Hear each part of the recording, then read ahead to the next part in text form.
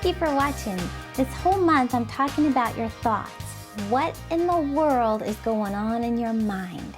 Really and truly think about that. What are the thoughts that are dominating your mind right now? You and only you know if those thoughts are leading you into God's will for your life or out of God's will for your life. You know, have you ever just looked around and said, how in the world did this get to be such a mess? There's junk everywhere. Well, I can tell you it happened little by little. Well, same way with our minds. You may be saying, how in the world did my life get to be in such a mess? Well, it all began little by little with thoughts. Thoughts are where it all begins. Every temptation you have begins in the mind. Every temptation. It always begins in the mind. And you know, sometimes you just wake up and go, what am I doing? And how did I get here? I can remember looking in the mirror one time and seriously going, who are you, Terry? What are you doing? Wake up. I remember vividly saying that to myself, looking in the mirror. And it had just, you know, been a process of little by little accepting thoughts that weren't in line with God's plan for my life. They weren't in line with, you know, godliness and holiness and all of that, but little by little accepting those ungodly thoughts and entertaining them. And that's what Satan hopes. He wants to lead you out of God's plan for your life, and it all begins in the mind. You know, you never just wake up and realize, I don't love my spouse anymore, and I don't really want to go to church anymore, and I want to go out and party. No, it all began in the mind, little by little. A thought is planted. And if you allow that thought to stay there and you entertain it by thinking about it, meditating on it, which is fun. You know, Satan puts these wrong thoughts in our minds and they're fun to entertain. But the consequences are death. I mean, it's horrible. I'm not saying you're going to die because you had an ungodly thought. What I'm saying is when we choose to entertain the ungodly desires, fantasies, dreams, temptations that we know did not come from God, the Bible talks about how the result of it is death. And death will be manifest all around you. It could be the death of your career, your marriage, your confidence, the death of your family unit, but the result is death. And it all begins with a thought.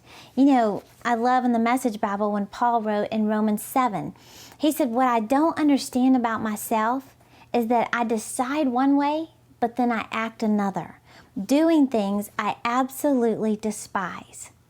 I don't know about you, I'm sure you've been there, I know I have. When you know you're not supposed to be doing something, you know you're not, but you just do it anyway, and you just keep doing it. Then you feel terrible and you're asking God to forgive you, but then you do it again.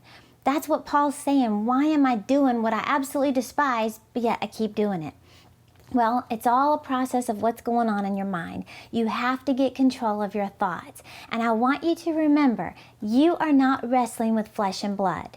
Your war right now, it's with the devil. He's the one who has this all-out attack, this plan, this plot, this strategy to try to deceive your mind, to entertain thoughts that are ungodly so that you give up on the plan of God and you go the plan of Satan. You know, I've been talking this whole month about tailor-made temptations. God has a plan, but Satan also has a plan. God's plan for you is tailor-made to fit you. It fits your strengths, it fits your personality, your talents, your background experiences, but Satan's plan is also tailor-made, and he knows exactly which thoughts you tend to yield to, the thoughts that you tend to entertain, that he knows are going to lead you toward his plan for your life. So I want you to recognize those thoughts. What is it? What is it that you're thinking about right now that you know isn't right? Because I want you to get control of it. You will regret following those thoughts, because thoughts lead to actions. If you continue to think about something over and over and over, eventually it leads to actions. Well, you look in the Bible in Genesis and you see that with Eve, you know, back in the Garden of Eden. You know, God told her, you can have every tree in this entire garden except for one. But you can have every other tree and enjoy it. I'm here to just love on you and make your life blessed. Well, then Satan comes along, and what does he do? He gets her thinking. And he began to say, you've got to have that one tree. How could you go your whole life without that one tree? You're going to just ignore that tree? What if it tastes so much better than all the other trees combined? You've got to have that one tree. And then you've got her thinking and convincing her that you're not going to die and you'll be wise like God, and it's not that bad. It's just a little sin. Well, you know, a little sin is like being a little pregnant. Eventually, it's going to show itself. Well, as soon as he got her thinking, she thought herself right out of the will of God for her life. And he will do the same thing in your life.